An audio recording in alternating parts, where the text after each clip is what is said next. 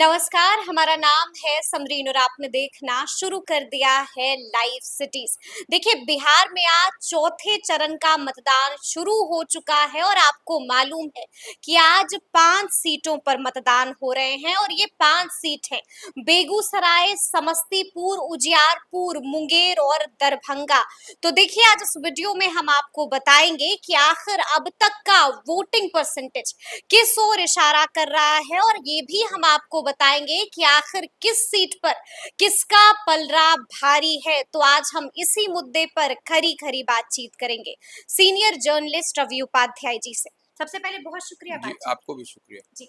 रवि जी, सबसे पहले तो हम चाहेंगे कि आप हमारे व्यूअर्स को बताइए कि अब तक का वोटिंग परसेंटेज कहां पर क्या है, किस सीट पर कितने वोट पड़े हैं अब तक। देखिए, अभी जो हम लोग बात कर रहे हैं वो 11 बजे तक का चुनाव आयोग की ओर से वोटिंग परसेंटेज मिला है। तो उसके हिसाब से जो 5 सीट पर चुनाव हो रहा है उसमें दरभंगा में 22.73% है, उजियारपुर में 22.79 है, समस्तीपुर सुरक्षित में 23.69 है, बेगूसराय में आपको 20.93% है, उसी तरह से मुंगेर में आपको 22.85% है।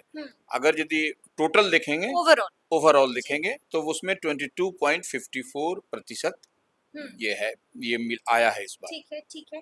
तो ये किस ओर इशारा कर रहा है, क्योंकि अगर हम इसको देखें, वोटिंग परसेंटेज को देखें, तो सबसे कम वोट पड़े हैं बेगूसराय में, यानी कि बेगूसराय में खेल हो गया। देखिए, निश्चित रूप से बेगूसराय में शुरू से ही जो ट्रेंड मिल रहा था, 9 बजे का भी जो आप आंकड़ा देखिएगा उसमें भी कम था, तो वो चिंता का विषय था। लेकिन फिर उसके लिहाज से जैसे जैसे थोड़ा सा बढ़ा है, जो एक बैग 8 पॉइंट समथिंग था वो बढ़ करके बेगूसराय में 22.85 हुआ है। तो कुछ 2 घंटे में थोड़ा सा वहां पे चार्ज हुआ है, चार्ज इन द सेंस की वहां पर वोटिंग परसेंटेज बढ़ा है। तो ये सबसे बड़ी बात है। और देखिए, सब ये जो 5 सीट पर आज चुनाव हो रहा है, वोटिंग हो रहा है, उस पर सबसे अधिक जो 5 सीट पर सबसे समस्तीपुर सुरक्षित पर, वहां पर ही वहीं पर आपको वोट सबसे अधिक होता हुआ दिखाई पड़ रहा है। उसके बाद उजियारपुर में आपको, जहां से नित्यानंद राय चुनाव लड़ रहे हैं, केंद्रीय गृह राज्य मंत्री, वहां पर भी वोटिंग परसेंटेज शुरू में 9 पॉइंट समथिंग था 2 घंटे में, लेकिन इधर जो है so all of a sudden बहुत बड़ा जंप हुआ है। और निश्चित रूप से यह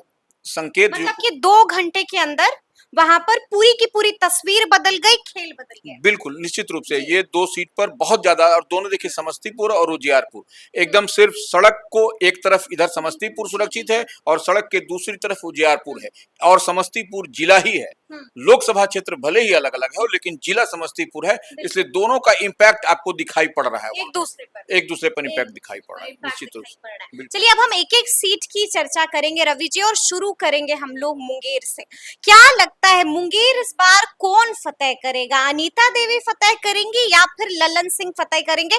ग्राउंड से क्या खबर आ रही है? देखिए, निश्चित रूप से जो मुंगेर में इस बार संघर्ष तो बहुत बड़ा है, और जिस तरह से वहां पर बाहुबली अशोक महतो की पत्नी, तो अशोक महतो की वो तो सिंबॉलिक रूप से अशोक महतो ही चुनाव लड़ रहे हैं। जिस तरह से देखा गया कि कैसे उनकी शादी हुई, किस तरह से टिकट मिला, किस तरह से 55 साल की उम्र में भी, हाँ, वही कर रहे हैं। तो यह सब एकदम स्पष्ट जनता के बीच भी यह मैसेज है कि यह टिकट लेने के लिए, सीट को में अपना प्रभुत्व बनाए रखने के लिए ही अनीता महतो को इस बार आरजेडी ने वहां से टिकट दिया। यह एक माने ये वहां पर लोगों कि आप जब लाइव सिटीज की टीम वहां गई थी तो वह जो रिपोर्ट दे रही थी, उस रिपोर्ट में यह बात स्पष्टता के साथ, क्लियरिटी के साथ यह लोग मतलब बोलते हैं। लोग समझदार, बिल्कुल लोग समझ रहे हैं। और किससे लड़ाई किससे है? राजीव रंजन सिंह उर्फ ललन सिंह से। तो यह लड़ाई बनाने की प्रयास हो रही है, लेकिन यहाँ पर आपको अभी तक जो दिखाई पड़ रहा है, ऐसे तो 4 जून को ही रिजल्ट आएगा, लेकिन जो दिखाई पड़ रहा है उसमें आपको संघर्ष होता हुआ दिखाई पड़ रहा है ये 11 बजे तक। मतलब आप ये कह रहे हैं कि टसल है? हाँ, टसल है वहां पर, क्योंकि लालू प्रसाद यादव ने भी गंभीर टसल। हाँ, लालू प्रसाद यादव ने भी यहाँ पर सोशल इंजीनियरिंग किया है इस सीट पर। वो और यहाँ पर एक धानुक के लिए एक अलग से निर्दलीय प्रत्याशी भी एक खड़े हो गए हैं, वो पीयूष प्रियदर्शी। तो वह भी जो है सो, जो धानुक का और कुर्मी का जो अनीता महतो का वोट है उसमें डेंट लगता हुआ दिखाई पड़ रहा है। और वह वोट इधर जो धानुक कुर्मी का वोट जो होता है, जो नीतीश कुमार के पाले में आता है, यह भी एक देखने वाली बात है कि वह कितना तक डेंट कर पाते हैं। यह तो मतलब आप ये कह रहे हैं कि अगर देखा जाए तो ललन सिंह का पलड़ा भारी दिखाई दे रहा है। निश्चित रूप से देखिए, बहुत बारीकी से समझने की बात है। सिर्फ ऊपर ऊपर देखिएगा तो नहीं समझ में आएगा, अंदर बारीकी। डेंट ने नुकसान पहुंचा दिया है हाँ, अशोक महतो को। बिल्कुल बिल्कुल वही हम बताना भी चाह रहे हैं। अच्छा, अगर हम ये भी बात करें, मुंगेर से आप बता रहे थे कि 3 बड़ी बड़ी खबर आई है। एक खबर गिरफ्तारी की है, एक खबर पथराव की है और एक खबर मौत की है। माजरा क्या हो गया है रवि जी, क्या हो रहा है मुंगेर में? देखिए, मुंगेर में निश्चित रूप से गिरफ्तारी नहीं है समरीन, वो हिरासत में है, डिटेंशन है वो। हिरासत में हाँ, है, वो जी। डिटेंशन है, तो वो डिटेन किया है पुलिस ने। क्यों डिटेन किया? वहां पर वो पथराव किया गया है। बूथ नंबर है 145 146, वहां पे पथराव हुआ है। और उसके बाद तब पुलिस, जब पथराव हुई तब पुलिस को आत्मरक्षार्थ, अपने सेल्फ इसके लिए, प्रोटेक्शन के लिए वो लाठीचार्ज करनी पड़ी, हल्की फुल्की। लाठीचार्ज हाँ, हुआ? हल्की फुल्की वो होता है। वो जब पथराव कर रहे हैं तो आप पोलिंग को जब आप डिस्टर्ब करिएगा तो पुलिस तो इतना करेगी, तो लाठी का हाँ, इस्तेमाल लाठी का इस्तेमाल करेगी। वो तो सेल्फ डिफेंस में किया जाता है वो। तो वो उस तरह से वो हल्की सी हुई है वहां पर। और उसकी उसी में बूथ संख्या 145 और 146। 146, और उसी में एक व्यक्ति को जो है उनको हिरासत में लिया गया है, जो आरजेडी के बताए जाते हैं। यह वहां पर और एक मौत की भी खबर आई। हाँ, एक बूथ नंबर 210 है, वहां पर पीठासीन पदाधिकारी हैं ओमकार चौधरी, उनकी हार्ट अटैक से वो उनकी मौत हो गई है। जी।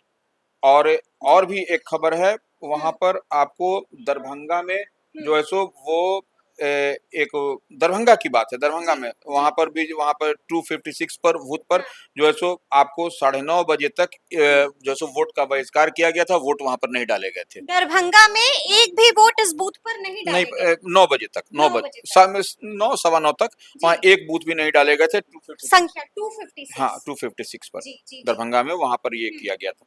इसी तरह से एक समस्तीपुर में एक दलित बस्ती के लोगों को नहीं अंदर बाहर निकलने दिया गया, तो वहां पर भी पुलिस को फोर्सली वहां ये करना पड़ा था। तो वहां जाकर के फिर उन गांव के लोगों ने उनको वोट करने के लिए, पुलिस के प्रोटेक्शन में वो लोग, मतलब इस तरह की खबर आ रही है। बिल्कुल बिल्कुल बिल्कुल। चलिए, अब हम दूसरी सीट का जिक्र करेंगे रवि जी, और दूसरी सीट जिसका हम जिक्र करेंगे वो है उजियारपुर की सीट। क्या लगता है इस बार उजियारपुर इस बार किसका होगा? आलोक मेहता का होगा या फिर नित्यानंद राय का होगा? देखिए, उजियारपुर में समरीन बहुत जबरदस्त जो है सो तैयारी थी, लेकिन वहां पर आपको नित्यानंद राय के जो सोशल इंजीनियरिंग कह लीजिए, या नित्यानंद राय का वो जो पॉपुलैरिटी है, उस लिहाज से वहां पर आपको, आप तो खुद कवर कर रही थी, धमौन गांव गई थी, जो यादव बहुल है, वहां पर किस पर यादव बम के हुए थे। हाँ, यादवों का क्या रिएक्शन था, वो एकदम कि लालू तेजस्वी से हमने भी देखा और जनता को भी हाँ।